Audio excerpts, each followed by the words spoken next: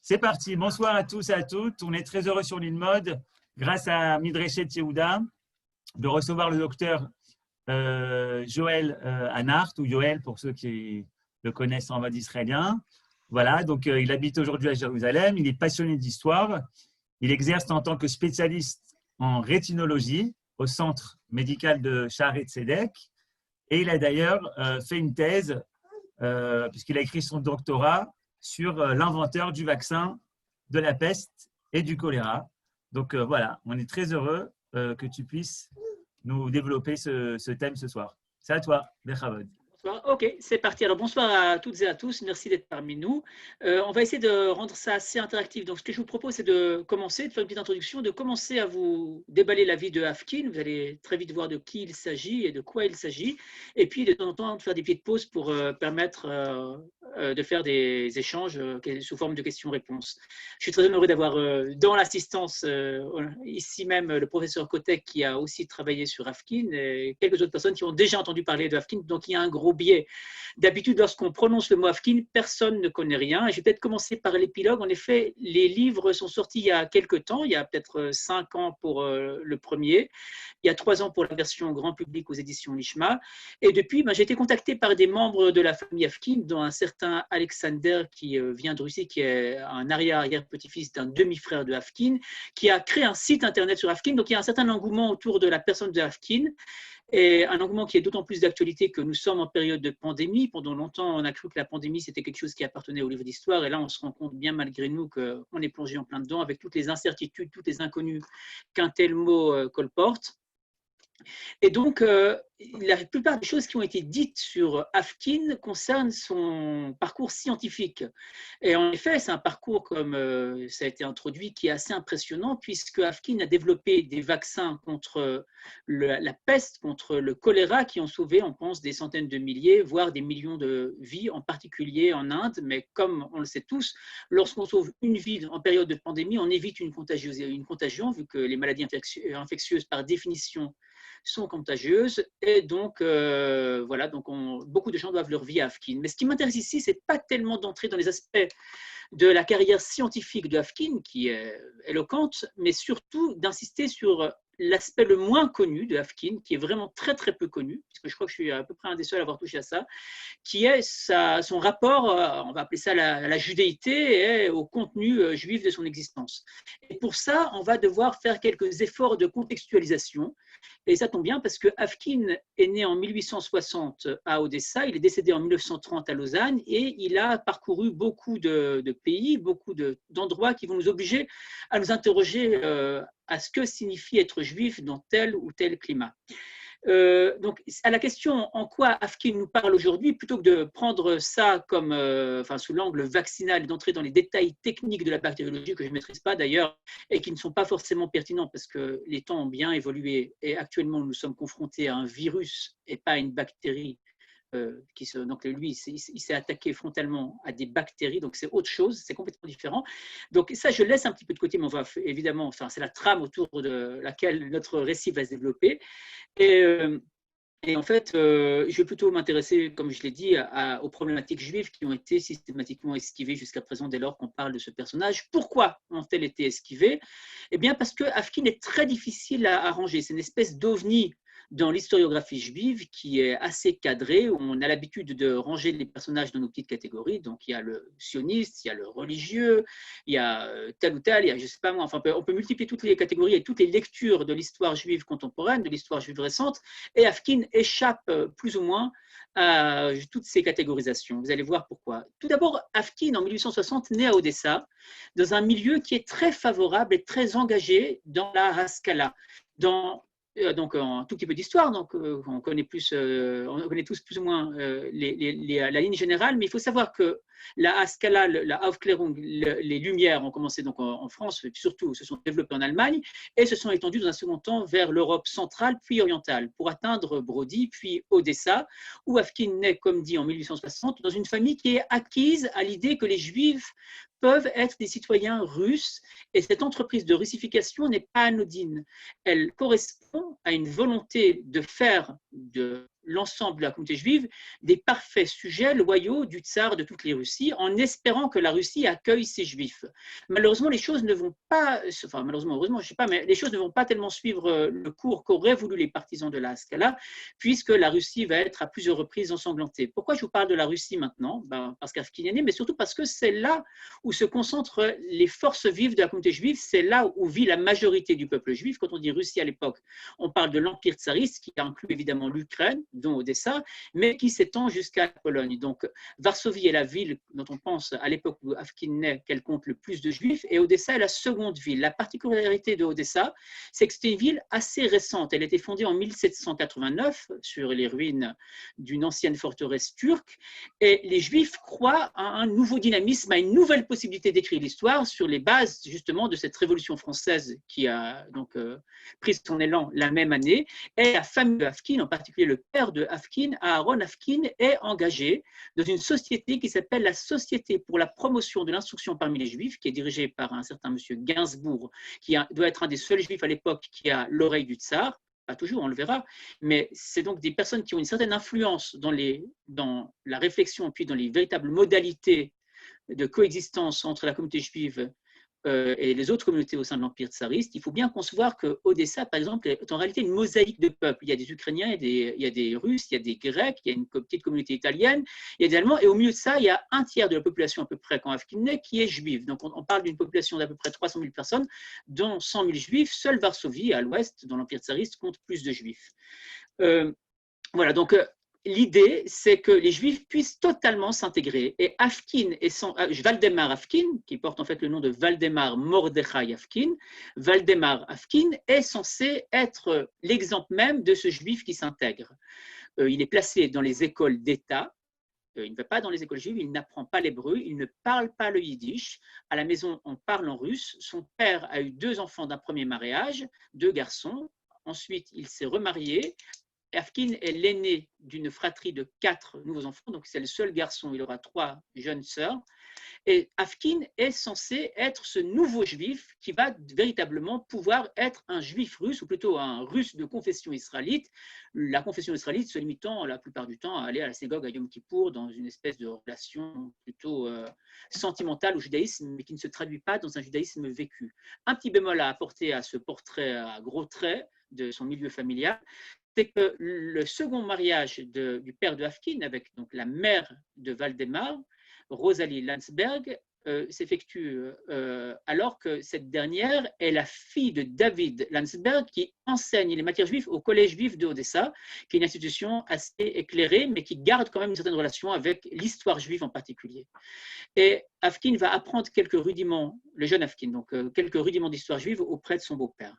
Voilà donc pour le milieu dans lequel il est. Malheureusement, lorsqu'il a 7 ans, donc on est en 1837, sa mère décède et on pense qu'elle décède lors d'une pandémie de choléra. Donc c'est important vu que c'est lui après qui va pouvoir mettre sur pied mettre au point le vaccin contre le choléra. Tout aurait pu aller dans le meilleur des mondes s'il y avait eu ce décès qui le marque un successeur, évidemment, mais surtout, ce qui, au niveau idéologique, va ébranler totalement les convictions des maskilim russes, c'est ce qui va porter le nom, qui ne le porte pas encore, qui va porter le nom de pogrom. Ça se passe pour la première fois dans l'histoire moderne, en 1871, à Odessa précisément, où la minorité grecque, prend la tête d'une révolte populaire basée sur différentes données économiques, sociologiques, tout ce qu'on veut, mais qui est dirigée spécifiquement contre la communauté juive. Et pogrom en russe, ça signifie coup de tonnerre, et c'est véritablement un coup de tonnerre dans l'idéologie, dans les conceptions qui ont prévalu à la naissance de la Société pour la promotion d'instruction parmi les Juifs, qui est obligé donc de faire marche arrière, de faire le pénible constat que les choses ne sont pas aussi linéaires, que les lumières qu'on aurait voulu voir pénétrer jusqu'aux confins de l'Empire russe ne sont pas là, on est toujours dans l'obscurité, et ce pogrom en fait oblige indirectement, puisque les conditions économiques de la famille vont changer et qu'il n'y a plus vraiment de travail au sein de cette société pour la promotion de l'instruction parmi les Juifs, oblige donc la famille Afkin, donc le père Afkin et ses enfants, à quitter Odessa pour rejoindre une bourgade à 200 km à l'est, près de la mer d'Azov, qui s'appelle Berdiansk. C'est là que Afkin va faire ses classes secondaires, c'est là qu'il va s'illustrer comme un élève particulièrement doué, en particulier en grec, en latin, mais aussi dans cette science naissante qui est la biologie. Quelques années plus tôt, on a commencé à isoler les germes. Et c'est donc une révolution, parce que jusqu'à présent, et ça, c'est peut-être, on est mieux placé aujourd'hui pour le comprendre qu'il y a une année, parce que, en fait, jusqu'à présent, les maladies venaient, elles partaient, l'humanité avait conscience de la possibilité de sa destruction, les gens s'étaient habitués à l'idée que des épidémies survenaient, emportaient quelques personnes dans votre famille et repartaient comme elles étaient venues, parfois au bout d'un an, parfois au bout de 10 ans, parfois au bout de 50 ans. Et l'espoir vient donc d'Angleterre, d'Allemagne, de France. Pour la première fois, on va mettre en évidence des organismes qui sont responsables de ces grandes maladies. Et non seulement on va les identifier, mais on va développer une théorie. Pasteur va la développer, Jenner va la développer, une théorie qui permet de lutter plus ou moins efficacement contre ces maladies. Et ça, c'est quelque chose qu'on connaît bien et qu'on cherche activement pour le coronavirus, par exemple, c'est le vaccin. Donc, il y a les premiers vaccins qui vont survenir. Et Afkin va s'enthousiasmer plus tard pour cette science naissante. Mais on n'en est pas encore là. Pour l'instant, Afkin est un élève brillant, un élève de collège, de gymnase, comme on dit en Russie et à Lausanne. Et Afkin va petit à petit prendre conscience, le jeune Afkin, quand je dis Afkin désormais, il s'agit évidemment de Valdemar Mordechai, il va prendre conscience de deux choses. D'une part, que les Juifs constituent une communauté distincte, ça il l'a vécu dans sa chair lors du premier pogrom, mais surtout que la Russie n'est pas aussi accueillante qu'on aurait bien voulu et que le tsar y est pour quelque chose, que le pouvoir tsariste, qui avait assisté assez indifféremment au premier pogrom, entre-temps il y en a eu encore quelques-uns qui ont ensanglanté différentes villes de Russie, que ce tsar-là, en fait, il n'est pas l'ami des Juifs et que les espoirs de son père ont été douchés par une réalité qui est triste. C'est dans ces années-là qu'il va se lier avec un certain Mordechai, qui porte le même nom, donc Mordechai Rabinovitch, qui sera plus tard appelé Ben Ami, ce sera un écrivain hébraïque. Et les deux commencent à réfléchir très intensément à ce que signifie la condition de juif, et ils s'y réfèrent cette fois-ci en termes identitaires, surtout en se référant à l'histoire des Juifs. Plus tard, Rabinovitch va écrire sa thèse sur la destruction du Second Temple. Et pour eux, on est toujours dans une forme d'exil, ce qui est une appréhension totalement différente de la réalité que celle qu'avait pu avoir son père. Mais je ne saute pas trop les étapes, je reste pour l'instant aux opinions anti-tsaristes de Afkin, qui lui vaudront quelques déboires lors de ses études. Par exemple, donc, l'Okrana, la police du tsar, a des agents un peu partout, dans toutes les institutions, y compris dans les institutions éducatives. Et lorsque Afkin est à Berdiansk, le doyen de l'établissement où il est, le prend sous son aile protectrice. Lorsqu'Afkin a des gros ennuis parce qu'il lit de la littérature anti-tsariste, le doyen essaye de le sauver. Il y a des scènes épiques où le doyen est assis sur des livres interdits par le régime, alors que les agents du même régime sont en train de fouiller la maison du dit doyen. Donc voilà, donc Afkin a voulu opérer une espèce de révolution copernicienne par rapport à l'identité juive qui avait été celle de son père et de son grand-père. Et c'est à ce moment-là qu'il doit quitter Berdiansk parce que ça ne va plus. Il est connu pour ses opinions anti-tsaristes et il rejoint Odessa pour y terminer ce qu'on appellerait nous le baccalauréat et entrer par la suite à l'université. Donc il y a un numerus clausus, mais comme il est brillant, il arrive à y entrer. Et là, il se destine à ce qui est le plus proche de la bactériologie dont j'ai parlé. Les chaires de bactériologie ne sont pas encore développées, surtout pas en Russie, et donc il étudie la botanique. Il étudie sous le mentoring, vraiment, aidé par un prof qui s'appelle Elia Metchnikov. Ce nom est important parce qu'on le retrouvera par la suite. Elia Metchnikov développera différentes théories scientifiques, dont le modèle de la phagocytose et obtiendra par la suite le prix Nobel. Elia Metchnikov partage plus ou moins les opinions de la plupart de ses élèves, dont Afkin, sur le rôle toxique, nocif du tsar dans le développement des sciences en Russie.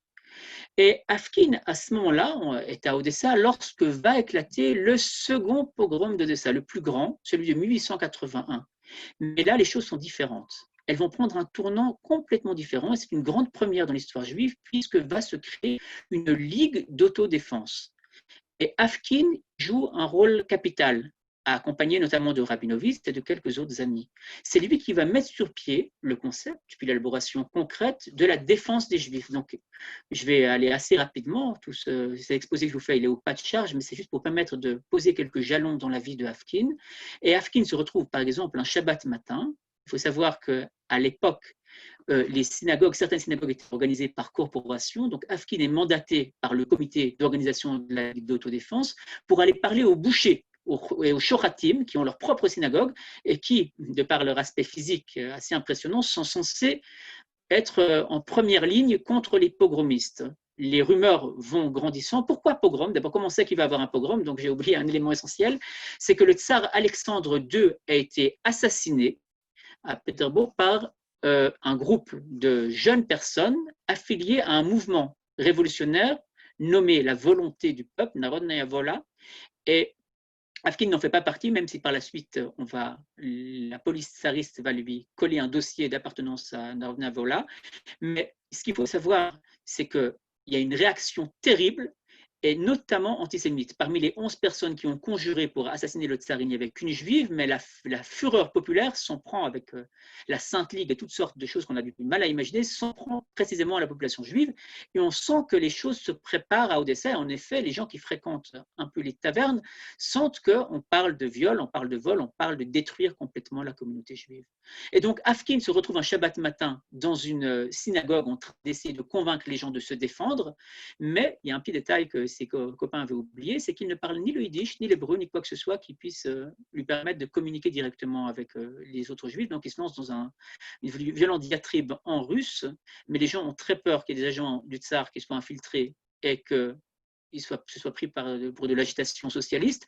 Donc, Afkin se fait mettre dehors. Mais bon, enfin, voilà, c'était un petit épisode juste pour illustrer la distance entre le Afkin réel qui ne parle pas l'hébreu, qui ne parle pas le yiddish surtout, et la communauté juive. Et d'un autre côté, sa volonté vraiment, enfin, complètement phénoménale de faire partie de ce peuple juif, quitte à risquer sa peau, parce que c'est ce qui va se passer, pour prendre sa défense. Donc, Afkin est étudiant en botanique et il se retrouve aux premières loges lorsque le pogrom existe. Et ce pogrom n'aura pas lieu. C'est ça le plus fou.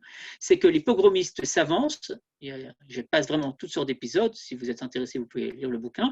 Mais Afkin se retrouve à organiser en fait des volées de pierres contre les premières vagues de pogromistes et les pogromistes reculent. C'est quelque chose de complètement nouveau. Il faut prendre conscience que les forces de l'ordre ne sont pas seulement apathiques, comme elles l'ont été en 1871, mais cette fois-ci, elles décident de s'en prendre directement aux meneurs de la révolte juive. C'est comme ça qu'elles l'appellent, que ce phénomène est appelé. Et Afkin va être arrêté avec des armes qui seront découvertes sur lui, et il va être jeté en prison. Il y serait certainement resté, il aurait croupi là-bas et il aurait été probablement assassiné si Elia Metchnikov, dont nous avons parlé, qui est donc une figure scientifique de premier ordre en Russie, peut-être la figure scientifique en bactériologie, en botanique, si Elia Metchnikov ne prenait uniquement sa défense. Metchnikov va, pour ainsi dire, l'extraire de sa prison avec force de persuasion auprès des autorités, et Afkin se retrouve à l'université. Donc là, c'est un élève qui est toujours aussi brillant, à tel point qu'il a été repéré justement par Elia Metchnikov, et il s'intéresse plus précisément à certains organismes unicellulaires, rien pour l'instant qui ne le rapproche du choléra. Au bout d'un moment, le climat devient tellement délétère en Russie que Elia Metchnikov va quitter la Russie pour l'Institut Pasteur, et Afkin va tout faire pour quitter la Russie, quitter sa famille, quitter le milieu dans lequel il est né. Et il va réussir à s'exiler, si on peut appeler ça comme ça, à Genève. Là-bas, il est appelé par Moritz Schiff, qui dirige l'Institut de physiologie à l'université, qui est lui-même un opposant au tsar. Lorsque Afkin arrive à Genève, il n'est pas un personnage inconnu. Les gens savent qu'il a une identité juive très forte, et en particulier à Genève, il retrouve Hillel Yaffe, que les Israéliens connaissent, puisqu'un hôpital porte son nom ici, qui n'est autre que le beau-frère de Mordechai Rabinovitch, qui était donc un des autres meneurs de la révolte juive et un des bons amis de Afkin. Donc, à Genève, il faut comprendre qu'à l'époque, les Juifs forment un très fort contingent des étudiants en médecine, des étudiants en biologie, parce qu'ils essayent ainsi d'échapper au numerus clausus et aux conditions qui sont absolument pitoyables dans les universités russes.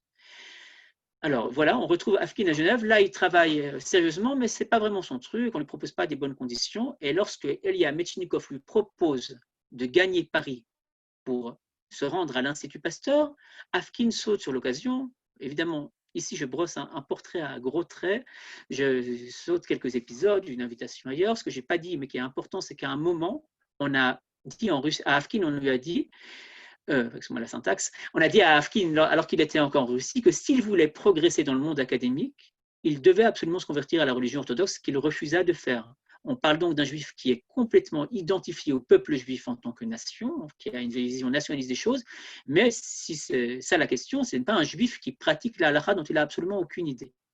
Afkin donc gagne Genève, puis Paris. Il arrive à Paris, il débarque à l'Institut Pasteur, où il rejoint Metchnikov, et Pasteur voit ce jeune homme arriver, il lui demande qui êtes-vous, et Afkin lui répond, je m'appelle Valdemar Afkin, d'où venez-vous? Et Afkin a cette réponse, je suis juif.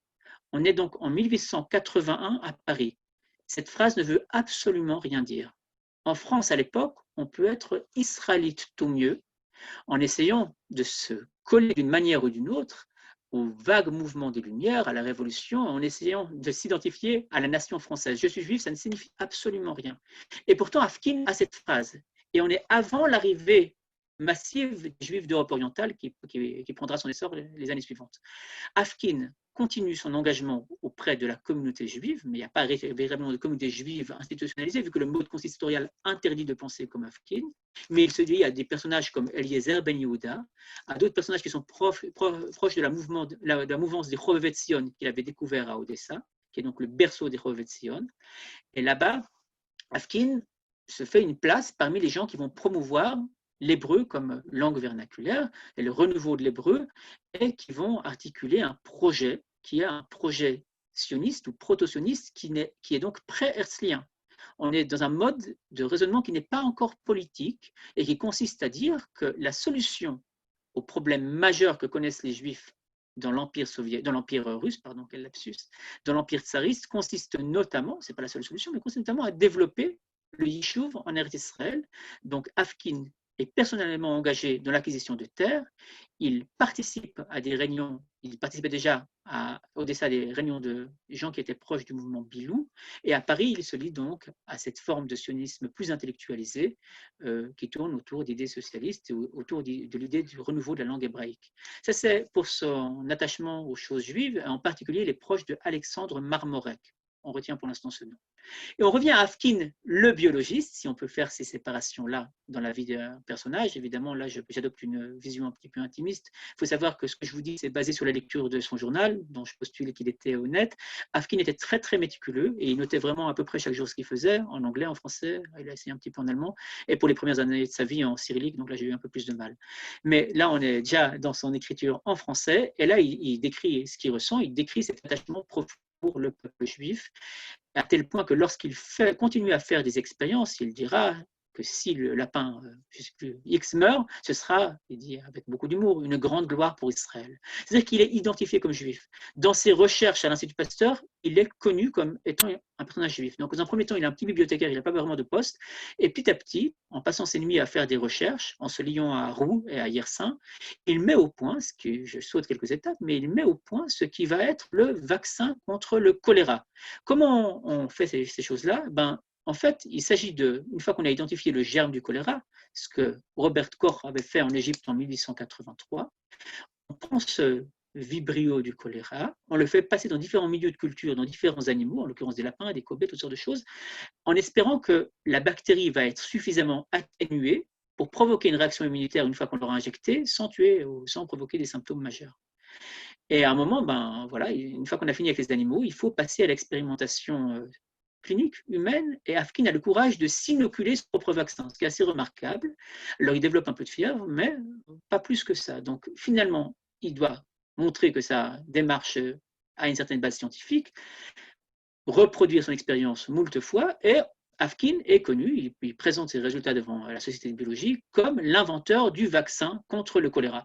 Très bien, le choléra est apparu un peu à Paris, donc on peut vacciner 2-3 personnes, mais le choléra sévit surtout à l'occasion de cette 5e pandémie en Inde et aussi en Indochine. Donc il y a un projet qu'Afkin parte en Indochine, finalement ça ne se fait pas, et il est introduit par, on va dire son nom, par Frederick Temple Hamilton Temple Blackwood, 3e marquis de Dufferin Ava, qui est l'ambassadeur de Grande-Bretagne à Paris, mais qui auparavant était le vice-roi anglais, donc la figure la plus importante du Commonwealth pour l'Inde, qui était donc le vice-roi de l'Inde et qui a donc ses entrées au palais. Et Afkin est prié de venir en Inde, non sans avoir auparavant convaincu ses collègues anglais que son vaccin marche. Donc il se retrouve l'Examination Hall à Londres en train de répéter ses examens. Et Afkin va partir en Inde. Mais auparavant, c'est devenu une figure très connue, parce que le choléra fait peur, très connue dans les milieux français. Et lorsque les gens parlent de Afkin, évidemment, devant sa libre parole, on ne parle pas du juif Afkin, on ne parle pas de Afkin l'hébreu, on mentionne Valdemar Afkin sans mettre le Mordechai.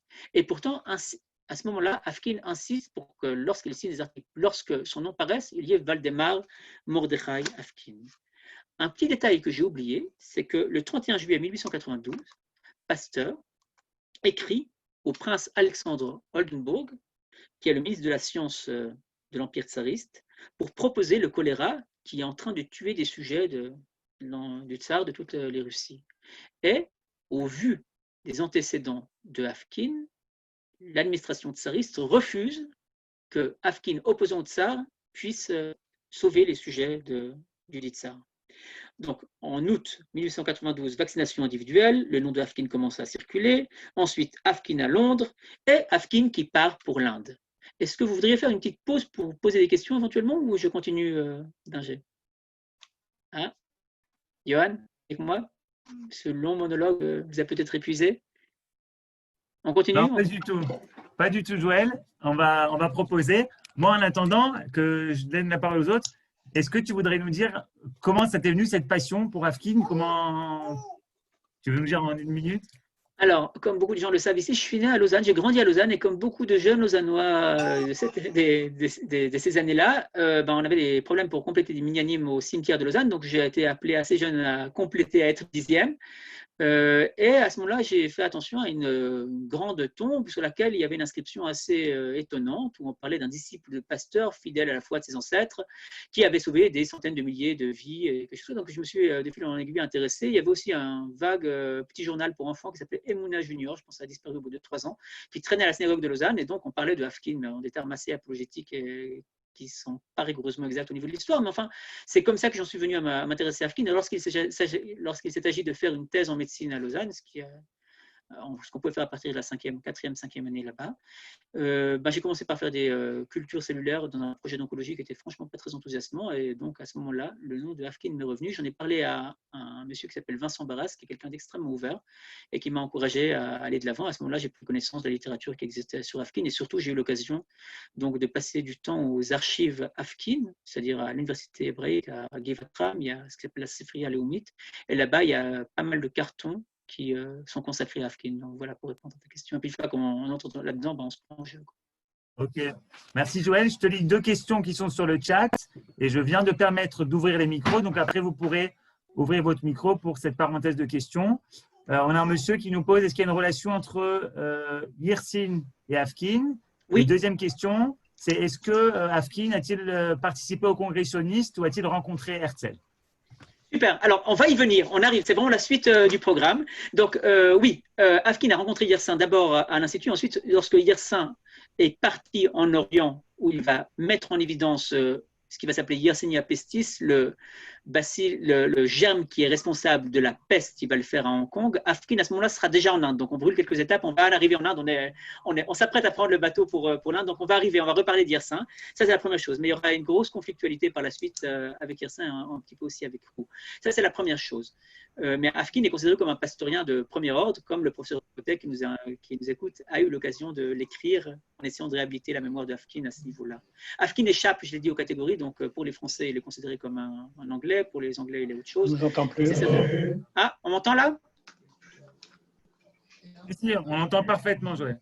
Ok, super, ça c'est pour Yersin. Ensuite, est-ce que Afkin a connu personnellement Herzl? Non, il a correspondu à Herzl. Il était proche de Marmorek, qui lui-même peut être considéré comme un des moteurs du sionisme à Paris puis à Vienne. Et donc, on va arriver au congrès sioniste, on va arriver à la relation très particulière de Afkin au sionisme que va développer Herzl. Mais ça, c'est un tout petit peu après. On va y arriver. Je continue? Oui.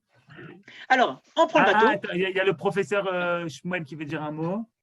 Une seconde. Hop. Voilà, monsieur Kotek, ouvrez votre micro. Vous m'entendez maintenant? Oui, on vous entend.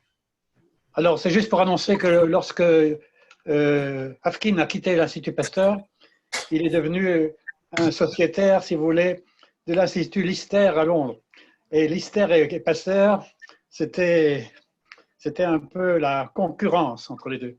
Donc, il est passé vraiment de Pasteur à Lister.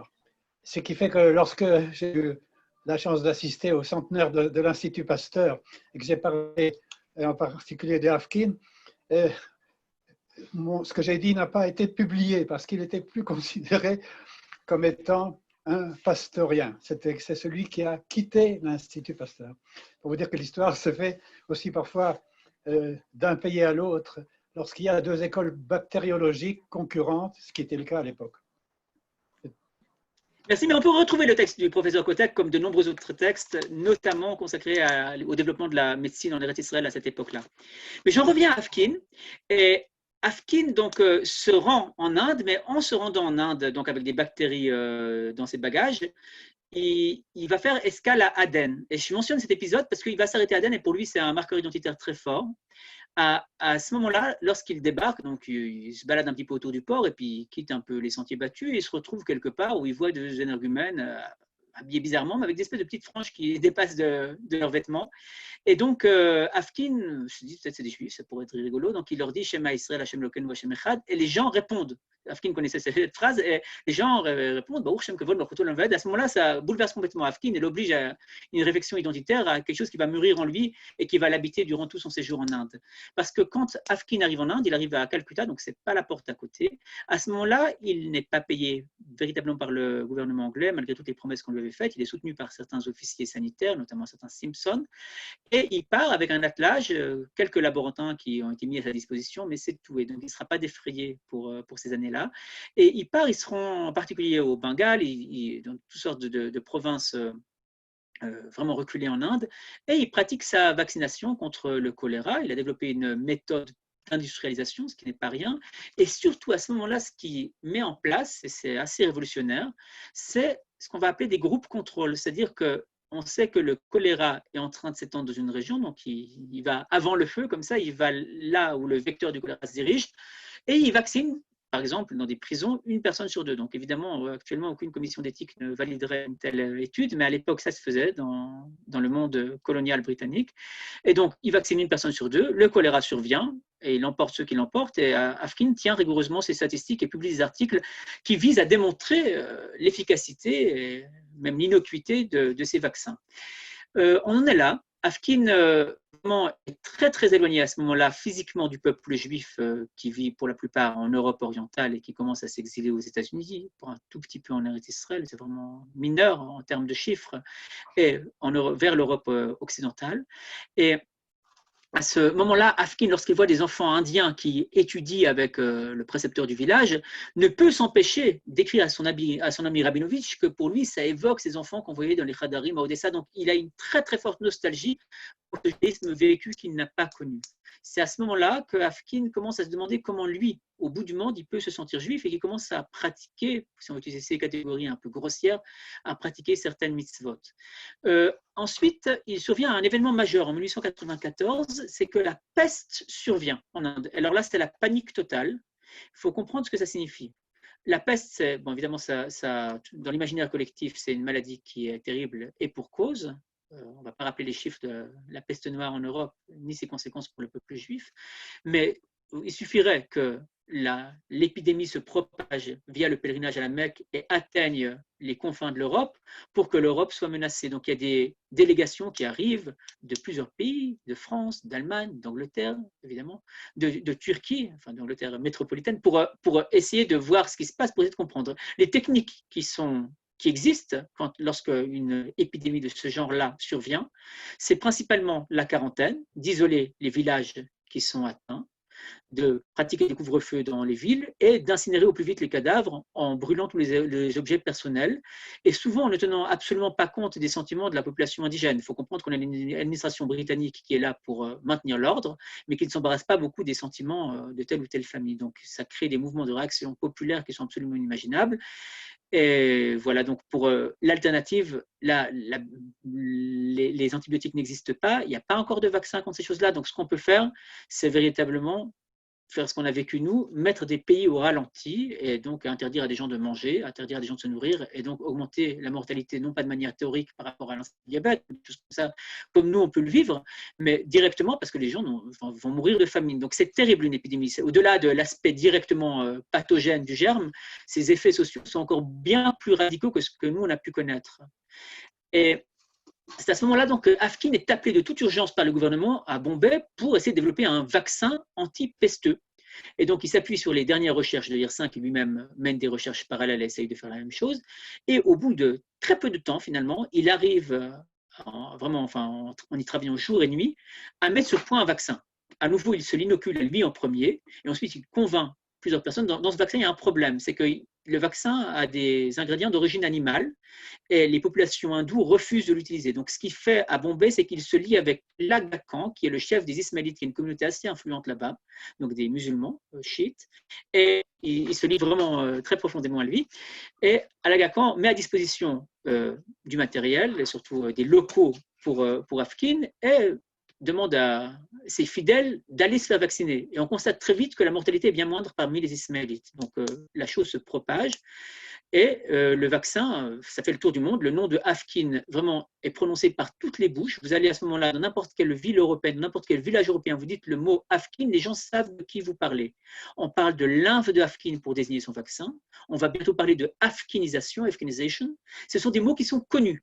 Afkin est archi connu à l'époque et c'est peut-être le personnage qui est considéré comme un sauveur de l'humanité. C'est le genre de mots qui sont utilisés dans les journaux à grand tirage en Europe.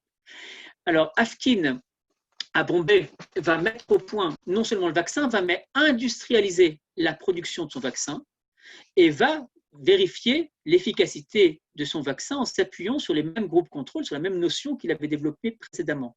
Donc, il publie dans les plus grands journaux scientifiques plusieurs études et à ce moment-là, Afkin prend la direction officielle de ce qui va devenir plus tard l'Institut Afkin, évidemment ce sera bien plus tard, mais qui est le plus gros laboratoire de production de vaccins en Orient, et c'est encore le cas actuellement. C'est quelque chose d'énorme, cet Institut Afkin, qui est pour les dimensions qui sont celles de l'Inde. Donc, il est aussi, son vaccin est aussi accueilli assez favorablement finalement par les populations locales qui ont enfin une alternative à ce que le gouvernement propose, à savoir de confisquer les cadavres, de faire disparaître les objets. Il y a de moins en moins d'émeutes, mais il y en a quand même. Enfin, il y a quand même des gens qui sont très réticents par rapport à l'idée de s'inoculer ce vaccin, malgré tous les efforts d'Afkin, de l'Aga Khan, puis des autorités sanitaires britanniques. Malgré des réticences initiales, finalement, au sein de l'administration britannique, qui a une machinerie assez lourde, les gens se rangent à l'idée de la vaccination. Donc on est là. Afkin est un personnage mondialement connu, et pour reprendre la question qui était posée avant, c'est à ce moment-là que va s'organise en tout cas le premier congrès sioniste, et qui mieux que Afkin pourrait y participer, puisqu'il s'agit d'une figure qui est mondialement connue, qui porte un petit moral, et qui plus est connu comme étant un partisan de la première heure du sionisme des Chovevet Sion. Mais Afkin, à ce moment-là, se rapproche de la famille Sassoon, change un petit peu de point de vue par rapport au sionisme herzlien. Dans un premier temps, il était assez enthousiasmé, puis il se dit qu'il y a quelque chose dans le projet herzlien de normalisation de la condition juive qui lui pose problème. Il est très sceptique par rapport à la capacité d'obtenir un État, en négociant avec les grandes puissances, en l'occurrence le Kaiser et le Sultan, mais surtout, il développe une certaine frilosité par rapport à l'idée d'avoir un projet qui engage l'ensemble de la communauté juive dans une opération de sauvetage, dans un État refuge, sans prendre en considération non seulement l'aspect culturel, il se reprochera fait par d'autres, notamment Ahad Ha'am, mais surtout le projet religieux. C'est comme ça qu'il s'exprime, cette religion qu'il commence à découvrir auprès des Sassoon à Bombay. Une histoire. Bon, Afkin ne s'est pas marié. Il aurait bien voulu se marier avec une certaine Madame Valtour de Varsovie. Ça ne s'est pas fait parce que c'est le moment où il est parti de Paris en Inde. Il n'était pas prêt à emporter une femme dans ses bagages. Ça aurait été beaucoup trop compliqué. Il faut comprendre qu'il a vraiment sillonné des régions arides qui étaient terribles. Et donc, à ce moment-là, il s'imagine peut-être se marier avec l'une des filles Sassoon, mais ça ne se fera pas. Pour X raisons, que je ne connais pas d'ailleurs, mais ça ne se fait pas. Mais en revanche, il est très très proche de cette famille, et à ce moment-là, on assiste à des scènes où Afkin harangue les soldats juifs de Sa Majesté en leur demandant de respecter le Shabbat, de mettre les tefilines, quelque chose qui était complètement inimaginable à l'époque. En même temps, Afkin est une personnalité extrêmement connue. Donc, j'ai mentionné les articles dans tous les journaux scientifiques de l'époque. Il fait partie de l'élite coloniale britannique en Inde. Il fait partie le seul juif fait partie du Baitullah Club, qui est réservé vraiment, enfin, aux Happy Fews qui sont proches. Et le 22 juin 1897, la reine Victoria lui décerne le titre de Companion of the Order of the Indian Empire, qui est la plus haute distinction qu'un citoyen puisse obtenir en Inde. Il acquiert aussi la citoyenneté britannique. Et pour en revenir à la question donc, de sa distanciation du sionisme politique, malgré les injonctions d'Alexandre Marmorek, son ami, Afkin ne veut pas se rendre à Bâle pour le premier congrès. En revanche, il est prêt à faire un geste énorme. Il va parler à l'Aga Khan, dont il a donc sauvé une grande partie de la communauté et auquel il est très lié, pour que celui-ci intercède auprès du sultan. L'Aga Khan est une personnalité religieuse qui est reconnue dans l'Empire ottoman. Et donc, il va parler au sultan de façon à essayer de l'infléchir dans sa position par rapport à l'idée d'acquisition de terre en Eretz Israël. Et ça va marcher dans une certaine mesure. Afkin est un personnage mondialement connu, un personnage très reconnu parmi les sujets de Sa Majesté en Angleterre, en Inde, pardon. C'est une personnalité de proue de la communauté juive de Bombay. Il participe, il développe le Talmud Torah sur place et des choses comme ça. Et donc, on en est là lorsque Afkin a des problèmes de santé et qu'il va partir à Londres. Alors, il se remet assez facilement. Vraiment, je vais dans les grandes lignes. Et à ce moment-là, c'est une des personnalités les plus reconnues et les plus connues dans l'Empire britannique, à tel point qu'il y a une cérémonie qui est organisée dans une des grandes synagogues de Londres, où est invité pour faire l'apologie du judaïsme ni plus ni moins que le fameux Lister dont le professeur Kotek a parlé tantôt. Donc, il faut imaginer que Lister, c'est celui qui a inventé l'asepsie, c'est quelqu'un qui est éminemment connu, c'est le plus grand docteur de tout l'Empire britannique, et il entre dans cette synagogue au moment où on est en plein dans l'affaire Dreyfus pour dire toute son amitié pour le peuple juif. Donc, c'est un énorme Kiddush Hashem pour parler selon nos concepts. Et donc, l'affaire Dreyfus qui bouleverse Afkin comme elle a bouleversé Herzl, et c'est à ce moment-là que Afkin regagne Bombay, où 1 demi-million de personnes ont déjà été vaccinées, et on produit à peu près 10 000 doses de vaccins par jour. Et pour l'anecdote, les Juifs d'Aden qu'il avait rencontrés lors de sa courte escale sont aussi vaccinés. Il y tient. Afkin suit l'évolution des différentes campagnes de vaccination. Évidemment, ce n'est plus lui qui mène maintenant les calèches. Il y a plein d'assistants son laboratoire est énorme d'abord. Il y a énormément de gens qui se baladent dans les différentes régions de l'Empire britannique, en particulier de l'Inde, pour vacciner les populations contre le choléra et contre la peste. Alors qu'Afkin, lui, veille à l'industrialisation, aux produits, à la vérification de ces différents vaccins, et il change 2-3 choses, c'est vraiment très technique, mais il sent qu'autour de lui, il y a un certain malaise dans le laboratoire. Il faut comprendre que la société anglaise, enfin britannique à l'époque, est très très cloisonnée. Afkin est un outsider. C'est un personnage qui n'a pas le background d'un médecin, qui n'a pas été éduqué à Oxford, qui vient vraiment d'ailleurs, c'est quelqu'un qui vient d'ailleurs, et se retrouve avec une hiérarchie au sein de l'administration britannique qui ne lui est pas favorable, peut-être par antisémitisme, mais peut-être pour 1000 autres raisons, c'est très compliqué à dire. Mais le fait est qu'au sein de son laboratoire, il sent qu'il y a différentes sortes de cabales qui sont menées contre lui, en particulier par son assistant principal, un certain Bannerman, qui est d'origine écossaise, comme la plupart de ses assistants. Et on vise à mettre Afkin un petit peu de côté pour que le prestige rejaillisse enfin sur des sujets britanniques au sang beaucoup plus pur.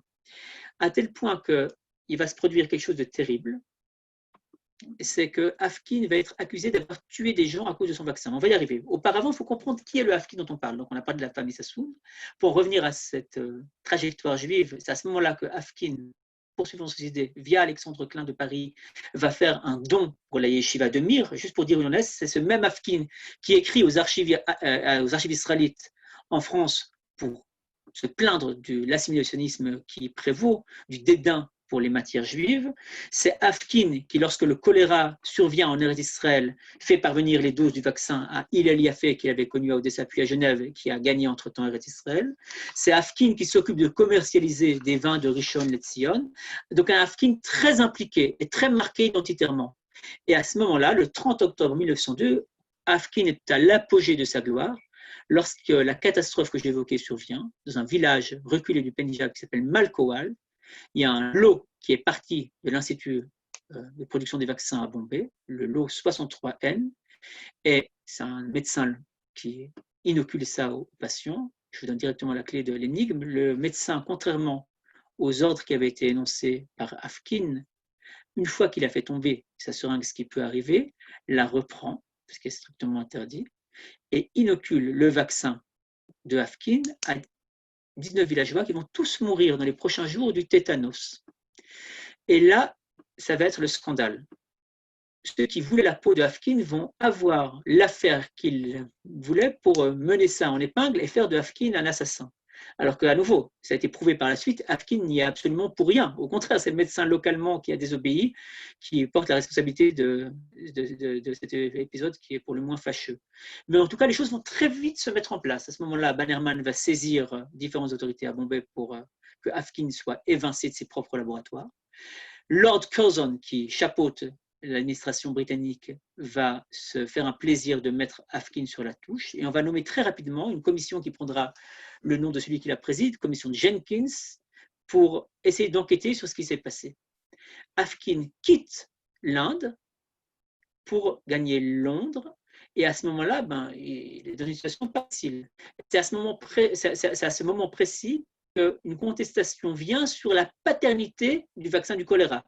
Un médecin catalan qui s'appelle Ferran prétend avoir mis sur pied auparavant un vaccin contre le choléra. Je n'entre pas dans les détails techniques. Ferran a effectivement vacciné des gens contre le choléra avant que Afkin ne le fasse, mais sa méthode était beaucoup moins rigoureuse, elle n'était pas reproductible et surtout, elle n'était pas testable.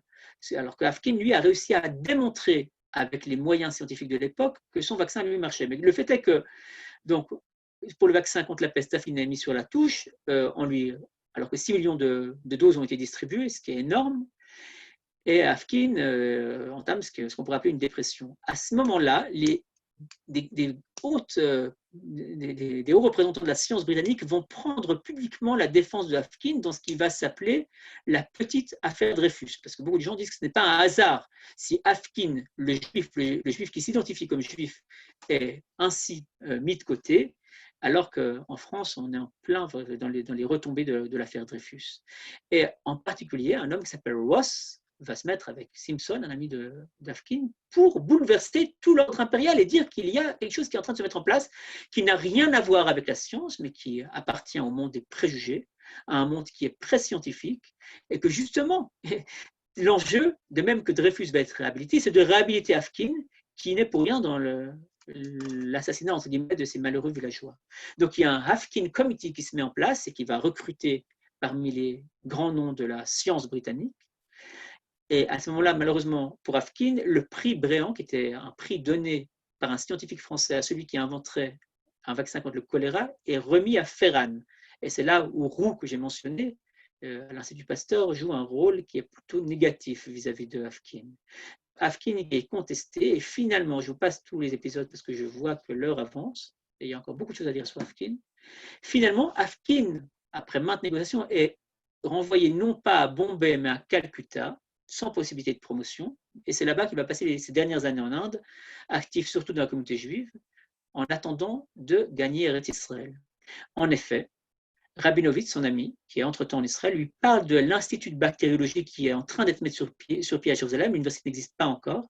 Et Afkin suit de très près les travaux des Leobem, qui est un ami commun de Marmoret. Le 30 juillet 1914, il écrit à Rabinovitch qu'il envisage de se rendre à Yerushalayim pour organiser les laboratoires.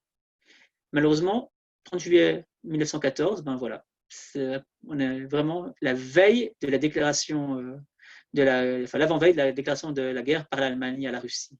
Le 28 juin, François Ferdinand a été assassiné à Sarajevo et l'engrenage s'est mis en route avec l'invasion par l'Allemagne de la Belgique, l'Angleterre qui va entrer en guerre.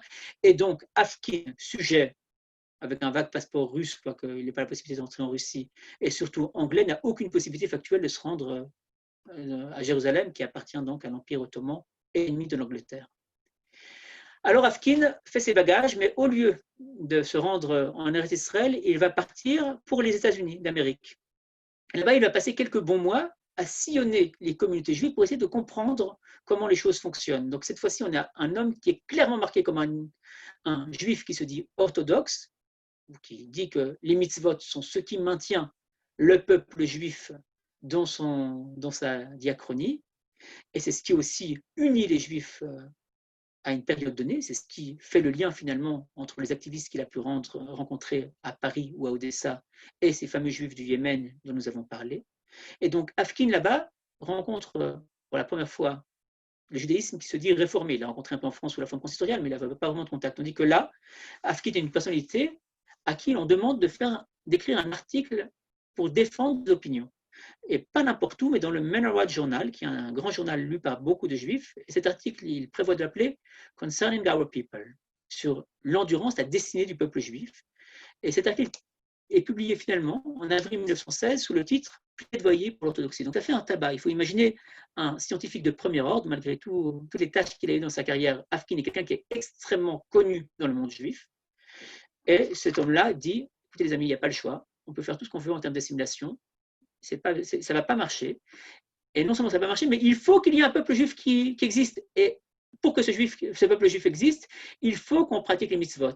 Et ne venez pas me dire que la science, avec le reste, Wissenschaft, s'oppose à la pratique des mitzvot. Bien au contraire, c'est le monothéisme juif qui fournit le cadre exceptionnel qui a permis le développement, à travers des idées de causalité, à travers l'idée d'une cause première, le développement de la science telle qu'on a pu le connaître. Donc, il retourne complètement le paradigme science-judaïsme, où la science venait écraser le judaïsme, pour dire qu'au contraire, si l'on veut être un véritable scientifique, eh bien, il faut être un juif, et un juif qui s'affirme. On est bien sûr dans d'autres modèles en France, mais le plaidoyer de Afkin, la Plea for Orthodoxy, va être traduit en français, où il y a un public qui est prêt à écouter ça. On n'est plus dans les années 1890, on est après l'affaire Dreyfus. Le modèle consistorial, le modèle d'assimilation, le modèle voulu par Napoléon, Clermont-Tonnerre et qui voulait, a été férocement remis en cause. Il y a des gens comme Flegg qui publie dans la quinzaine de Peggy un Écoute Israël. Et en août 1917, lorsqu'est publiée la traduction du plaidoyer d'Afkin, Renaissance du peuple juif, il y a beaucoup d'oreilles qui se tendent pour écouter ce que Afkin a à dire. Afkin va regagner l'Europe, d'abord l'Angleterre, puis la France, et là, il va devenir ce qu'on peut appeler un activiste juif. Alors, je fais une petite pause peut-être pour permettre à d'éventuelles questions de venir. Et après, on va essayer d'y aller au pas de charge. Je vois qu'il est déjà 8h25, alors qu'on n'a fait que la moitié de ce que je voulais dire, en insistant en particulier sur la carrière russe, un peu française et surtout indienne de Afkin. Mais c'est surtout ce qui va venir après qui va être intéressant pour nos réflexions d'actualité sur le fait juif. Je vous écoute. Alors, on a une question de Dina Klein. Qui a payé les études universitaires de Afkin et est-ce que Afkin a terminé ses études universitaires? Alors oui, il a pu les terminer malgré les déboires qu'il a eu avec l'administration tsariste. Et la personne qui a payé, c'est son grand frère Alexander, qui lui envoyait, son demi-frère Alexander du premier mariage de son père, qui lui envoyait quelques roubles par mois. Mais surtout, Afkin devait s'auto-entretenir. Donc il donnait des cours particuliers et c'est ça qui lui a permis de payer ses études en Russie. Voilà. Merci. Vous pouvez maintenant ouvrir vos micros. Celui qui veut une question? Non. Alors, Joël, on continue. Alors, je suis revenu au pas de charge parce que c'est là vraiment où on va découvrir un Afkin qui n'était pas dans les livres d'histoire. Afkin, d'abord, qui en Angleterre, il y a un débat féroce, ça revient comme les serpents de mer, cette histoire, contre la Shrita. Donc, il y a une certaine duchesse, Nina Mary Hamilton, qui s'oppose férocement à la Shrita. Et donc, il faut prouver, il y a des plus grands physiologistes anglais, Bayliss notamment, William Bayliss et Leonard Hill, qui rendent un avis favorable aux Juifs. Et Afkin intervient, il publie quelque chose qui va être publié d'abord dans la Jewish Chronicle et repris en grande partie dans le Times. Donc là, il se profile comme quelqu'un qui est au cœur des problématiques qui concernent les Juifs religieux. Ensuite, il gagne Paris. Et à Paris, alors, c'est l'effervescence. On est donc en 1917, le climat a complètement changé. Il y a eu une immigration massive à partir de l'Europe de l'Est. Il y a Marmorek qui a fédéré les sociétés juives de Paris autour de l'idée sioniste. Et d'un autre côté, il y a une réaction qui est très virulente, notamment menée par Salomon Reinach, qui prône à tout prix le modèle assimilationniste en disant que les sionistes sont des horreurs parce qu'ils sont en train de remettre en cause le modèle sur lequel les juifs français, de menacer donc l'ensemble de la communauté qui n'est pas une communauté, enfin l'ensemble des Israélites français. Et Afkin va se lier à Salomon Reinach, dont il va devenir le voisin. Donc Afkin est dans différents mondes comme ça. C'est ce voisin de Salomon Reinach qui en même temps est en train de visiter les Chadarim et les Talmud Torah de l'Est parisien pour encourager les parents à mettre leurs enfants là-dedans. Et en même temps, c'est ce Afkin qui, prenant conscience de ce qui se passe en Europe de l'Est alors que la Première Guerre mondiale touche à sa fin avec les pogroms se succèdent les uns aux autres, va être parmi les créateurs de la Ligue pour la défense des Juifs opprimés. Le 9 avril 1917, il y a une réunion importante, qui est complètement anecdotique par rapport à la grande histoire du peuple juif, mais importante dans la vie de Afkin, chez un certain Boris Krzyzewski, où on fonde une association dont le président sera Afkin, qui vise à alerter l'opinion publique en Occident sur ce qui se passe en Orient, en Europe orientale. Et alors là, quand on fouille dans les archives afghines, on découvre toutes sortes de choses assez intéressantes, notamment une signature d'un certain Philippe Pétain en faveur des Juifs d'Europe orientale pour condamner ceux qui soutiennent les pogromistes. En 1917, Afkin, comme beaucoup de Juifs, formule de grands espoirs autour de la Révolution d'octobre, en imaginant qu'il ne peut pas avoir pire il ne peut pas nous tomber sur la tête quelque chose de pire que le tsar. Je répète qu'il n'est jamais retourné chez lui depuis. Son père, entre-temps, est décédé. Ses sœurs se sont un peu dispersées dans ce qui va devenir l'Empire soviétique. Mais lui, il est à Paris alors que Versailles se prépare. Et donc, là, je vais aller beaucoup plus vite. Et les gens, Afkin va fédérer toutes les forces vives de la communauté juive d'Europe orientale à Paris pour justement essayer d'avoir un certain poids à Versailles. Alors, il faut faire un tout petit peu de contextualisation. Donc, en pressant la défaite de l'Allemagne et de ses alliés, la Russie s'est retirée de la guerre, comme on le sait. Donc, on est bien après les accords de Brest-Litovsk. Et ce qui va se passer, c'est qu'en pressant que les vainqueurs vont devoir se départager, ou en tout cas redessiner complètement la carte de l'Europe centrale et orientale, c'est un problème insoluble. Ce n'est pas pour rien que la Première Guerre mondiale a démarré dans les marges de l'Empire austro-hongrois, qui est composé d'énormément de minorités. Donc, on redessine complètement l'Europe. On sait qu'il y aurait un pays qui va s'appeler la Pologne, on pressent qu'il y a un pays qui va s'appeler la Tchéquie ou la Tchécoslovaquie. Et Afkin, dans cette équation gigantesque, essaie de fédérer le maximum de personnes pour avoir un poids de façon à avoir une action positive pour la minorité juive en Europe orientale, qui représente, je le répète, à peu près 90% du monde juif de l'époque. En mars 1919, il a une liste d'adhérents potentiels très large. Et le grand débat qui occupe alors les institutions juives, ça dépend comment on les appelle, enfin qui occupe les gens qui sont de confession juive, c'est est-ce qu'il faut se battre pour Eretz Israël, pour obtenir des droits en Eretz Israël, et il y a l'axe sioniste, c'est ce qui découle justement des congrès sionistes avec l'exécutif qui est représenté par Weizmann, avec des gens comme Sokolov, qui vont tout mettre en œuvre pour que le foyer juif en Eretz Israël puisse se développer. Il y a d'autres personnes qui vont essayer d'insister pour la protection des minorités en Europe orientale, en sachant que tous les juifs ne vont pas pouvoir partir. Alors, tant qu'à faire, autant se protéger, se prémunir des prochains pogroms et essayer de faire que les conditions des juifs soient beaucoup plus acceptables qu'elles ne l'étaient avant-guerre. Et il y a une troisième option, qui est celle de l'Alliance israélite universelle en particulier, qui est de continuer dans le paradigme post-révolutionnaire français et de dire que les juifs n'existent pas en tant que nation, mais qu'il faut se battre pour qu'en tant que citoyens, ils aient tous les droits. Et ces blocs s'opposent, en tout cas, ne sont pas forcément compatibles. En janvier 1919, dans ce climat de débat interne aux Juifs, il y a une nouvelle vague de pogroms, et c'est terrible. En Ukraine, il faut comprendre qu'il y a 1,5 million de Juifs, et qu'ils sont tous menacés. C'est-à-dire, du jour au lendemain, tout peut basculer, les armées on va pas entrer dans les détails de la guerre civile ukrainienne, mais enfin, c'est des champs de bataille. Et le seul dénominateur commun à peu près de tous ces groupes, c'est que quand on n'a plus rien à faire, c'est qu'on massacre quelques juifs au passage. Donc, c'est le chaos complet après le départ des troupes allemandes. Et Afkin se tient évidemment informé de ce qui se passe à Kiev ou à Odessa. Le modèle anti-pogromiste est d'ailleurs repris par d'anciens officiers des armées locales. Donc, Afkin a fait quelques émules. Mais je reviens à ce qui va se passer à Versailles, avec cette alliance, d'une part, entre le consistoire, l'Alliance israélite universelle et l'équivalent britannique et le British Joint Foreign Committee, qui lutte contre toute définition nationale du fait juif, parce que ça le remet terriblement en cause dans ce qu'il pense être, en Europe orientale comme en Palestine. Donc ce qu'ils veulent faire, c'est obtenir une émancipation civique pour les juifs, et ça s'arrête là, et ça ne peut que s'arrêter là, puisque c'est là où on veut arriver.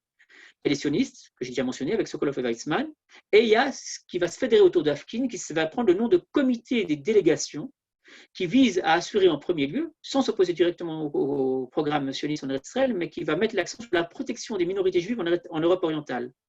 Et donc ça signifie en fait, par exemple, dans un pays comme la Pologne, qui compte organiser ses élections le Shabbat, de tout faire pour que les juifs puissent être représentés au Parlement polonais, en faisant que, justement, tous les décrets antisémites ou antisémites cachés cessent de s'appliquer. C'est valable aussi pour la Roumanie et ça va être valable pour la Hongrie. Et ça, c'est ce pourquoi Afkin va devenir une figure de proue, enfin, c'est là où il va se battre. Mais pour y arriver, il faut complètement déconstruire l'idée du citoyen telle qu'elle a été énoncée par Clermont-Tonnerre. Et donc, il y a un cahier de doléances qui va être rédigé et remis à la conférence, avec au programme des choses aussi étonnantes que le respect du Shabbat, la lutte contre les pogroms. Il faut savoir qu'à Lemberg, il y a encore 2 jours de pogroms complets, qu'il y a des massacres à Pinsk, à Vilna, le 19 avril. Et le 3 mai 1919, participe à un meeting de la Ligue française et palestinienne des droits de l'homme à Paris. Donc, il y a un développement d'un sionisme para-herzlien, non herzlien, peu importe comment on le désigne, qui a assez peu été étudié à Paris en ces années-là, avec certains recoupements intéressants. Par exemple, il y a le fils du grand rabbin Zadok Khan, Léon Zadok Khan, qui devient un ami très proche d'Afkin. Et il y a Afkin qui se lie aussi avec Yaakov Jacobson, qui est le chef des étudiants sionistes de Paris. Donc, Afkin se retrouve au milieu de cette mouvance communautaire, et on le voit à toutes les réunions. Donc, ils fondent une institution qui s'appelle OAB Sion, qui est la francisation de Chovevet Sion, avec des gens comme le rabbin Paiskov de la communauté orthodoxe de la stricte observance. Et donc, on voit Afkin parler avec Aimé Pallière à l'oratoire de la rue Cadet. Il y a de nouvelles polarités qui se forment. Il y a une recomposition complète du judaïsme français. Et à l'Alliance, on fulmine. Le 8 avril 1917, Joseph Reynac, par exemple, un des 3 fils Reynac, qui sont vraiment les exemples de cette assimilation à la mode française, Joseph Reynac fait paraître un article violemment antisioniste dans le Figaro. Spire, lui, fonde la Ligue des Amis du Sionisme. Donc, il y a des conflits qui sont en train d'émerger comme ça, et le gouvernement français ne sait pas trop quoi faire avec toutes ces histoires. On ne sait pas véritablement sur qui s'appuyer et qui a le plus d'influence au sein de ce qui ne constitue pas officiellement, mais qui est de fait la communauté juive. Alors, Afkin va rencontrer Sokolov, qui se méfie comme du pire ennemi de Salomon Reynac. Donc Afkin est de tous les bords, tous les combats, c'est un peu un homme qui fait le pont. Le 9 février, Sokolov rencontre Pichon pour définir la position officielle de la France par rapport au mouvement sioniste. Pendant ce temps, Afkin participe à l'achat de terres en Eretz Israël de la région de Guédera via les OAB Sion. Et il y a quelques pages très intéressantes, par exemple un verdict sans appel de la maison céréalière Louis Dreyfus qui dit que les terrains sont infestés, qu'il n'y a rien à faire en Palestine, que c'est des fonds qui sont perdus, mais Afkin persévère et il pousse les gens à acheter des terrains là-bas. Il y a un contre-projet du baron de Rothschild, donc on est vraiment, il y a Versailles d'un côté, les gens qui essaient de peser tout leur poids, en particulier l'Alliance des Rothschild, et il y a Sylvain Lévy qui est le président de l'Alliance israélienne universelle, qui se livre à une critique virulente du sionisme français. Il décrit les sionistes comme des agents étrangers qui n'ont rien à voir avec la France.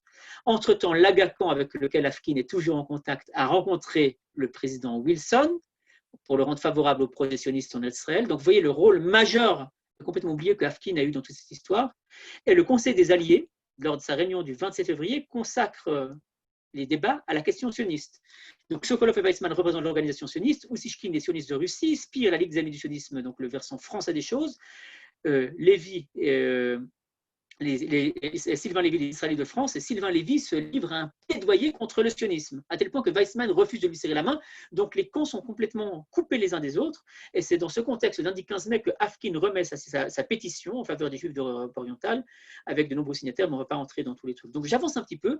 Afkin est cet activiste juif présent à Paris, qui est très impliqué dans la vie communautaire, qui participe à des sédarim, s'il n'a pas d'enfant lui-même, se mêle d'éducation, promeut l'éducation juive, est très lié à la famille Tedesco en particulier à Thérèse qui périra les armes à la main lors de la Seconde Guerre mondiale. Il rencontre souvent les Reynac, il mange avec les Günzburg, il discute fréquemment avec les rabbins Liber et Sturze, donc il est au cœur de tout ce qui se fait à Paris. Et il a un projet complètement fou, c'est d'entrer lui-même dans le comité directeur de l'Alliance israélite universelle, ce qui est assez improbable pour un juif russe, mais il est qui il est connu comme il est, et d'appuyer tout son poids pour réorienter les objectifs de l'Alliance israélite universelle. Il s'est rendu compte à Versailles, et autour de Versailles, qu'on ne peut pas faire sans. C'est là où ça se passe. Et on va assister à des scènes qui sont complètement folles, en fait, où il y aura une redéfinition complète des buts et de la politique de l'Alliance israélite universelle dans ces années-là, où le projet fondamental de Afkin, et je vais faire très très vite, c'est une fois qu'il a compris que le cœur vivant du judaïsme, c'est le monde des yeshivot, c'est ce qu'il dit, et bien c'est de créer un pont entre l'Europe occidentale et les Raché Yeshivot, les grands rabbinim d'Europe orientale. Alors, il y parviendra plus ou moins, mais on assistera à des scènes complètement surprenantes, où il y aura des émissaires des Yeshivot d'Europe orientale qui vont rencontrer des dignitaires juifs israéliens, enfin des dignitaires israélites français, en essayant de les convaincre qu'il y a autre chose à proposer. Et donc, l'Alliance israélite universelle, par exemple, va va s'occuper de l'achat de matzot pour des communautés qui sont sans le sou en Europe de l'Est, ce qui aurait été impensable au vu de ses statuts et de son action 20 ans, 30 ans auparavant. En 1924, la même Alliance israélite universelle à laquelle Afkin est affilié fait une déclaration de soutien au mouvement du développement sioniste en Eretz Israël. En même temps, Afkin se rapproche du Rav Herzog, qui est donc à l'époque à l'Agudat HaKeilot à Paris. Il rencontre souvent le baron de Gainsbourg, les émissaires des Yeshivot. Donc, il est ce personnage qui fait le pont entre différents mondes et qui fait progresser les choses, qui essaye de complètement modifier le rapport des Israélites français à leur judéité, notamment au travers des mouvements de jeunesse, mais je n'entre pas dans les détails. Et à ce moment-là, le climat a changé. Il n'y a plus d'antisionisme virulent et il y a un rattachement progressif du gros des troupes des Israélites français à une forme de sionisme philanthropique.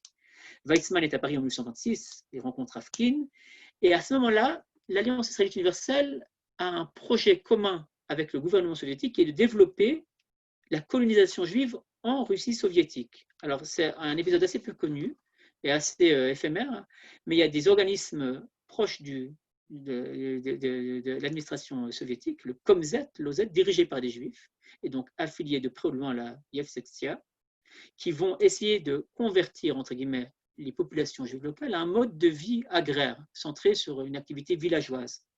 Alors Afkin se dit, tiens, j'ai l'occasion d'aller en Russie, non seulement retrouver les siens, mais surtout voir ce qui s'y passe. Je rappelle que Afkin a été enthousiasmé par tout le monde, comme tout le monde par la chute du tsar, mais on entend les premiers échos d'une opposition massive du gouvernement bolchevique à la chose religieuse, et ça atteint les oreilles de Afkin. Afkin se rend, il est déjà assez âgé, on est en 1926, je rappelle qu'il est né en 1860, il a des troubles cardiaques, il prend le train, il passe par Varsovie, et il arrive dans l'Empire soviétique. Et là, alors très vite, il est censé rendre compte des mouvements agricoles, mais il s'en fiche assez royalement, enfin il ponce quelques articles pour Paix et Droit, qui est l'organe de l'Alliance israélite universelle, mais surtout, il se rend compte qu'il y a un conflit majeur qui est en train d'être mené par le pouvoir soviétique pour complètement assimiler les juifs et les éloigner de la pratique des mitzvot. Alors, il décrit les synagogues qui sont dévastées, les mikvaot qui sont interdits, il décrit tout ça, et il se rend compte qu'on est dans quelque chose de complètement radical et que le peuple juif est en train d'être sevré de ce qui, pour Afkin, constitue sa chair vive, qui est la pratique de la Torah, des mitzvot. Et à ce moment-là, alors, je vais de nouveau à pas de charge comme ça, Afkin petit à petit va se rendre compte qu'il y a quand même un enseignement qui est donné à 500 juifs. Et de fil en aiguille, il remonte via Rav Shmariaou Gourari, il remonte au 16e Rebbe de Lubavitch, donc des descendants du Baal Atania, Rabbi Yosef Yitzhak Schneerson, qui le fait participer à son projet et qui lui demande, une fois revenu à Paris, d'essayer de convaincre l'Alliance de faire tourner clandestinement le réseau des Khadarim en Russie.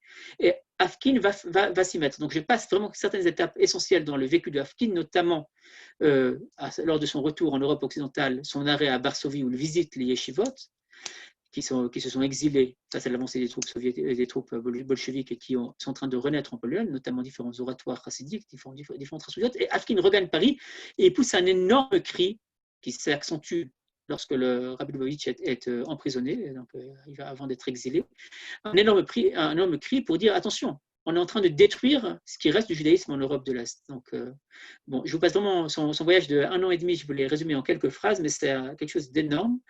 Et malheureusement, bon, les choses se passent comme elles se passent. Le gouvernement soviétique fait ce qu'il fait. Staline est au pouvoir. Il n'y a plus beaucoup de place pour un judaïsme vécu en Russie. Et Afkin a un nouveau projet, le dernier de sa vie sans doute, qu'il mijote depuis quelque temps, c'est de créer, avec tout l'argent qu'il a emmagasiné au cours de sa vie, avec tous les royalties qu'il a touchés sur ses fax, malgré les oppositions qui ont été élevées contre lui au sein de l'administration britannique. Avec tout cet argent, Afkin veut créer une fondation, la fondation qui portera à titre posthume son nom, fondation de soutien aux yeshivot. Et donc, dans son testament, qu'il formula à Lausanne, Afkin fait part d'un don, enfin, il donne à peu près toute sa fortune, sauf un petit peu pour les frais d'ensevelissement et ce qu'il arrive à faire passer à sa famille, pour cette fondation Afkin, dotée à l'époque d'un capital de 1 million de francs suisses, qui est pas mal. Et donc, il vit chichement de sa vie pour que chaque centime puisse être investi dans cette cause qui, pour lui, est la dernière cause de sa vie. Et donc, cette fondation est créée. Donc, bon, il sait qu'il ne peut pas s'appuyer sur l'Alliance pour distribuer les fonds, donc il fait appel à la Hilfsverein der der Deutschen Juden, l'organisation qui est le parallèle de l'Alliance en Allemagne, mais qui, après la défaite allemande, a perdu ses dents assimilationnistes. Et donc, avec cet argent-là, il y a un certain Mark Wischnitzer, après la mort de Afkin survenue en 1930, qui va faire le tour des yeshivot pour distribuer l'argent. Et c'est ainsi que, par exemple, des yeshivot comme Poniovitch vont pouvoir construire des dortoirs. C'est ainsi que Mir va pouvoir tourner, et ainsi de suite. Donc, je n'entre pas dans tous les détails, mais cette fondation existe toujours à Lausanne. Et je crois que j'ai assez parlé. La parole est à vous. Merci beaucoup.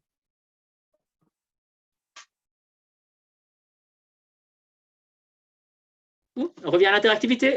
Il y a encore un auditeur? Oui, on est tous là, Joël. On est tous Alors, là. voilà. Il y a eu pas mal de questions. Tac. Merci Joël, passionnant. Merci à vous pour votre… Une seconde, je permets maintenant aux gens d'ouvrir leur micro. Voilà, donc vous pouvez maintenant ouvrir votre micro et poser votre question de vive voix au docteur Joël Arnart. Qui prend la parole? Oui, monsieur Fermont. Bonjour, docteur Arnart.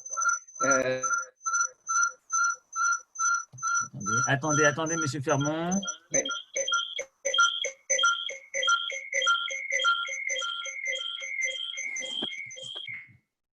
Voilà, monsieur Fermont. Hop, désolé. Okay. Voilà, on vous écoute.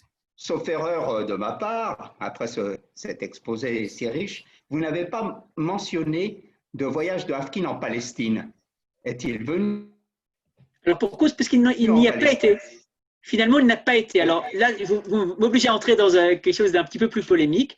C'est qu'à partir des années 20, donc lorsqu'il aurait pu factuellement s'y rendre, Afkin prend une énorme distance vis-à-vis de l'exécutif sioniste et il se rend compte en fait qu'il y a un projet, au-delà du projet de nationalisation du peuple juif et d'État pour les Juifs, il y a un projet de normalisation de la condition juive qui passe par l'éviction des choses religieuses. Donc Afkin a des lettres absolument enflammées lors de la nomination de Magnès, par exemple, à la tête de l'Université hébraïque de Jérusalem. Et il en débat en particulier avec un éminent sioniste hollandais qui était un ami de lui, dont j'ai oublié le nom, mais qui dans une place porte son nom à Jérusalem. Enfin, en tout cas, il a débattu de ça. Et Afkin, volontairement, ne veut pas en Eretz Israël parce qu'il condamne ce qui s'y passe en termes d'assimilation. Donc, vous venez de répondre à la deuxième question que je posais. Est-il resté en contact avec ses activités médicales et de recherche après l'affaire Afkin? Et vous, en filigrane, a-t-il pris part, et manifestement non, probablement, à l'édification de l'Université hébraïque de Jérusalem en 1925? Alors, je commence par votre seconde question. Non, il n'a pas pris part à l'éducation de l'université hébraïque, mais il a correspondu lorsqu'il s'agit de créer une réserve de livres qui va devenir la Sifria Leumit. Là, il a récolté des fonds en France à l'époque. Il a participé au projet de collecte. Ça, c'est pour la seconde question. Pour la première, en fait, le professeur Kotek a mentionné le passage de Afkin de l'orbite pastorienne, quoi qu'il soit resté très proche de Pasteur, la personne, mais jusqu'à sa mort, mais de l'orbite pastorienne vers les terres lystériennes, vers l'univers lystérien. Mais après Malkowa, lorsque Afkin a été relégué, a été mis sur la touche, à ce moment-là, Afkin publie à nouveau en français. Donc, il envoie ses dernières études scientifiques lorsqu'il est encore en Inde à des journaux français. Il publie chez Masson. Et en fait, son activité scientifique, il va continuer à la mener vraiment jusqu'à ses derniers jours à Lausanne. Et quand il va à Berlin pour monter sa fondation, par exemple, il achète chez Zeiss des microscopes pour essayer d'avancer sur des travaux contre la tuberculose en particulier. Il a vu lors de son voyage en Europe orientale que les Juifs étaient particulièrement atteints. Il a été choqué de ce qu'il a vu à Varsovie, des conditions de pauvreté, de misère dans lesquelles les masses juives vivaient. Et donc, il essaie de travailler à élaborer des traitements contre la tuberculose. Pour la petite histoire, en 1964 sera publiée une monographie par un monsieur qui s'appelle Zalman Waxman, qui est l'inventeur de la streptomycine, ou enfin en tout cas celui qui a pris nom, qui a été associé à son invention. Et ce monsieur-là venait aussi d'Odessa. Il a écrit un livre sur Afkin, mais en mettant pas mal en sourdine, justement, quoique c'est identifiant, en mettant pas mal en sourdine l'aspect juif que j'essaie de développer ici. Merci Joël. On va donner la parole au professeur Kotek qui voulait intervenir. Bon, je voulais juste dire que finalement, Afkin a été réhabilité en Angleterre. Ça n'a pas été facile, mais sous l'égide de Ronald Ross, qui était vraiment le plus connu à l'époque mondialement en bactériologie, il a fondé tout un comité et ça n'a pas été facile du tout, mais enfin, en fin de compte, finalement, il a été réhabilité, mais il est retourné. Quand il est retourné aux Indes, il n'avait plus la même facilité de travailler, il n'était plus tout à fait dans le coup pour reprendre ce qu'il avait fait auparavant. La chose que je voulais surtout souligner, c'est que vous avez tous remarqué combien Joel Anhart a mené son enquête d'une manière qui n'est pas habituelle, c'est-à-dire ce n'est pas seulement l'histoire du bactériologue Afkin, mais d'Afkin dans tout son entourage politique, dans tout son entourage religieux, et c'est ça qui a fait de ce livre qui est apparu un événement intéressant et particulier. Et pour terminer, le fait que les archives d'Afkin se trouvent à la Bibliothèque nationale à Jérusalem, c'est tout de même pas quelque chose de banal. Ils sont dans des cartons. J'ai pas mal farfouillé dans ces cartons il y a déjà très longtemps. Et ces cartons sont accessibles et on peut voir vraiment tous les détails des choses qu'il a notées, des factures, des lettres, toutes sortes de choses qui font de cette histoire quelque chose qui a pris sa place non seulement à Lausanne, mais aussi à Jérusalem. Merci beaucoup. Merci, professeur Kotek. Alors, Joël, c'est vraiment, tu nous as fait découvrir quelqu'un de passionnant pour ma part. Et donc, deux questions à ce propos. Est-ce qu'on pourrait trouver les ouvrages que tu as écrits dessus? Est-ce que tu sais s'il y a des noms de rues dans le monde qui sont donnés au nom de ce grand monsieur, monsieur Afkin? Alors, étonnamment, ni en France, ni en Suisse, ni en Angleterre, il y a des noms qui sont donnés au nom d'Afkin. En Inde, il y a un timbre qui a été émis en 1964, mais Afkin, pendant longtemps, a été une figure tellement connue qu'il n'y avait pas besoin d'en parler. En fait, c'était là, mais il n'y a pas eu de rue ou de place Afkin, à ma connaissance, dans l'Inde devenue indépendante après 1947. En revanche, en Israël, il n'y a pas beaucoup de traces d'Afkin. Au niveau mémoriel, si on s'intéresse au lieu de mémoire, il y a une mini place à l'université de Tel Aviv qui porte le nom de Afkin, mais il faut vraiment connaître. Il faut vraiment, si vous l'écrivez sur Google Maps, vous n'allez pas le trouver. Il faut être sur place et voir un petit panneau Afkin. À l'Yeshiva Kol Torah, il y a un écriteau qui rappelle la contribution de Afkin. Et il y a un bosquet près de Yad Kennedy, pour ceux qui connaissent, qui portait, en tout cas je n'ai pas retrouvé, moi, enfin, qui, d'après les travaux de Edith Lutzker, qui a mené dans les années 60 une campagne pour réhabiliter Afkin, eh bien, il y a eu cette grande pompe, il y a eu cette inauguration en fait, d'un petit bosquet Afkin à Yerushalayim. Mais ça reste très anecdotique, c'est par ça que j'ouvre en fait mon enquête, en constatant le trou historiographique, le trou mémoriel dont Afkin a été l'objet, voire la victime. Merci Joël. Il y a quelqu'un qui nous dit qu'à Gadera, il y a une rue Afkin. Ah ben, mais il y a d'autres Afkin à part ça. Valdemar Mordechai Afkin, il y a un certain Ron Afkin qui fait pas mal de musique. Et étonnamment, alors maintenant je vous mets dans l'épilogue d'Afkin, j'ai parlé en ouverture d'un Aria, quelque chose petit-fils d'un demi-frère d'Afkin. Alors lui, il ne porte pas le nom d'Afkin, mais quand j'ai publié mon bouquin, je répondrai à ta question, Johan, concernant comment on peut l'acquérir. Quand j'ai publié mon bouquin, j'ai été contacté par un certain Menachem Rofkin, qui vit à Ma'ale Adumim et qui est aussi un descendant direct d'un des demi-frères de Afkin et qui s'intéresse énormément à la figure de son père. Donc, le judaïsme soviétique et le judaïsme qui a été écrasé par l'Union soviétique existe toujours en Israël et le nom de Afkin continue à vivre par des gens réels qui sont de la famille du dit Afkin. Maintenant, pour les ouvrages, alors il y en a deux qui ont été publiés. Il y en a un grand public qui se concentre sur la biographie que j'ai essayé d'exposer ici, aux éditions Lishma. Ça porte le nom de Un illustre inconnu. Je ne l'ai pas. Peut-être que je l'ai. Non, je ne l'ai pas là. Donc, ça, c'est le premier bouquin. Simplement, vous écrivez Afkin, Anhart, Lishma. C'est plus facile à écrire Lishma que Anhart d'ailleurs. L-I-C-H-M-A. Afkin, vous pouvez le trouver. Le deuxième bouquin que j'ai sous les yeux, j'ai pris au cas où il y avait inversé. Alors, ça ne va pas beaucoup vous aider, mais c'est publié aux éditions Honoré Champion à Paris. Et là, c'est. Voilà, il y a pas mal de pages, il y a pas mal de notes de bas de page. Et ça, c'est en fait un condensé, entre guillemets, de la thèse. Et c'est plutôt destiné à un public scientifique, mais la grande question que je pose dans cet ouvrage, c'est, et ça je ne l'ai pas abordé, c'est pourquoi donc et comment Afkin a-t-il été oublié? Merci beaucoup. Quelqu'un veut prendre la parole? Pourquoi et comment il a été quoi? Je n'ai pas entendu la fin. Oublié. Ah, d'accord. Merci. De temps en temps, c'est un peu le sphinx. De temps en temps, il y a quelqu'un qui publie un article qui se réveille en disant tiens, il a existé, mais globalement, on ne peut pas dire que ce soit une figure qui imprègne la mémoire contemporaine, alors qu'en tant que grand scientifique, qu'en tant que personne engagée très tôt dans le sionisme, en tant que fondateur de la première Ligue d'autodéfense, il aurait eu toute sa place sous quelque angle qu'on puisse le considérer. Mais comme j'ai dit, oui, pardon. Monsieur Bloch, vous avez ouvert votre micro pour intervenir? Moi? Non, Monsieur Gutmann, non? Oui, Quelqu'un je veut pose. dire- Une question. Oui. Allô? Je Oui, posais la avec plaisir. question si par hasard il avait écrit des mémoires ou quelque chose, hein, à part les pages dans les archives israélites, est-ce qu'il a écrit ses mémoires? Non, alors, Monsieur le Grand Rabbin, bonsoir. Il a donc publié, enfin, a été publié la traduction de son plaidoyer pour l'orthodoxie, qui a été repris dans différentes langues. Ça a été repris en yiddish, en hollandais, en néerlandais, dans différentes langues. Donc ça, il y a eu un opuscule qui a circulé au nom de Hafkin, mais sa biographie, non, il ne se jugeait pas assez intéressant, je pense, pour la partager. En revanche, comme le professeur Kotek l'a mentionné, comme j'ai dit tout à l'heure, les archives Hafkin sont extrêmement riches. C'est-à-dire que bon, elles sont arrivées vraiment miraculeusement. Il l'a donné à une activiste qui s'appelle Myriam Shar, qui l'a fait transmettre. En gros, ça a échappé à la guerre pour se retrouver à Yerushalayim, selon la volonté de Hafkin. Et Hafkin sentait certainement, en émettant cette demande, qu'il y avait de quoi écrire et surtout de quoi être, avec toute modestie, c'était quelqu'un de très modeste, mais enfin, en tout cas, un modèle pour d'autres générations. Et c'est comme ça qu'il a été repris. À la mort de Hafkin, on ne se rend pas compte, en fait. Les apologies qui ont été faites, si on s'intéresse, si on prend Hafkin que sous l'angle des nécrologies qui ont été publiées à son égard, c'est monumental. C'est-à-dire, les gens parlent, enfin, c'est un peu, pour le peuple juif, c'est le pasteur, au sens de Louis Pasteur, le pasteur juif qui est décédé. Et pour les gens qui l'ont connu, c'est vraiment une perte énorme. Donc, c'est quelque chose qui a été ressenti. Et, voilà, à sa mort, l'institut qui s'appelle aujourd'hui l'Institut Hafkin portait déjà son nom. C'était quelqu'un qui était une très très forte personnalité.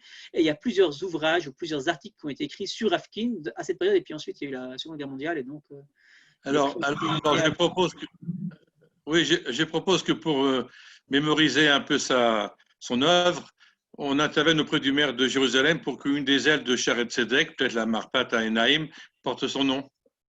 ou peut-être commencer par une rue parce que la relation entre Tzedek et Yerushalayim, c'est pas facile. Mais oui, non, pourquoi pas, franchement, ou même une ruelle ou quoi que ce soit à Yerushalayim, ce serait tout à fait. Bon, adéquat. on va intervenir auprès du maire de Jérusalem si vous voulez bien. Avec plaisir. Je ne sais pas qui parle, mais je suis tout cœur avec vous et je suis prêt à. Gutmann, c'est le grand rabbin. Ah, bien sûr. Alors, voilà, vous avez déjà un poids comme ça. Je suis sûr que vous arriverez à mobiliser les gens. Voilà. J'ai une question, s'il vous plaît. Ma question est la suivante. Est-ce qu'on peut expliquer l'oubli relatif de cet homme-là, qui est quand même un homme extraordinaire, puisqu'il a découvert le vaccin contre 2 maladies terribles? Est-ce qu'on peut l'expliquer par le fait que c'était un homme qui est paradoxal? D'un côté, un scientifique, d'un autre côté, un sioniste, d'un autre côté, pour les yeshivot. Tout ça, ça fait que personne n'a vraiment voulu se l'approprier. Est-ce que c'est une hypothèse qui vous semble valide? Elle me semble très audible, à tel point que c'est sur cette hypothèse que j'ai bâti en fait la grosse partie de l'ouvrage que j'ai mentionné aux éditions Honoré Champion, qui est donc un ouvrage qui s'intéresse autant à la biographie à proprement parler de Hafkin qu'à l'historiographie, donc à la manière d'écrire la vie de Hafkin. Et en effet, l'hypothèse de base, c'est que Hafkin échappe à notre regard, à notre mémoire, parce qu'il sort de toutes les petites cases qu'on a l'habitude d'utiliser pour décrire, pour articuler le rapport du juif à la modernité, par exemple. Merci. Très bonne conférence. Merci beaucoup à vous, en tout cas. Une dernière question, je ne sais pas, l'heure se fait tardive. Merci beaucoup. Dernière question, dernière remarque? Non? Alors, on va couper l'enregistrement, dire bonsoir. Merci.